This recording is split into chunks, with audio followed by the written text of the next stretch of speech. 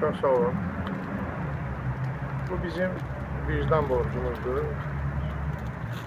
Çünkü Nəriman Həsənzadə büyük bir şəxsiyyət, dahi insan olmağıyla beraber, büyük şair olmağıyla beraber, dramaturg olmağıyla beraber, aynı zamanda dünya Azərbaycanlılarının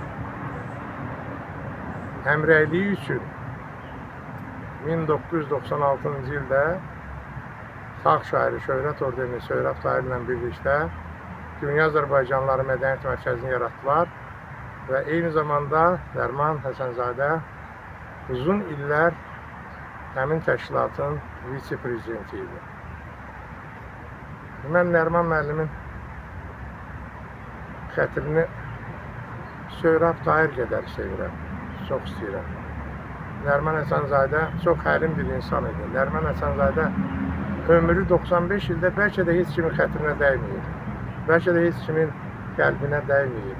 Nəinki bəlkə də, həqiqətən də dəyməyib. Çünki Nəriman Həsənzadə böyük mütəfəkkir, dahi insan, əyilməz şair, xalqını, millətini sevən, öndərini sevən, prezidentinə sədaqətli, böyük bir şəxsiyyət idi.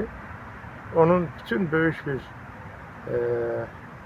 təqdimatlar olmuşdu. Heydər Əliyev ordenindən tutmuş, Şöhrət ordeni, İstiqlal ordeni.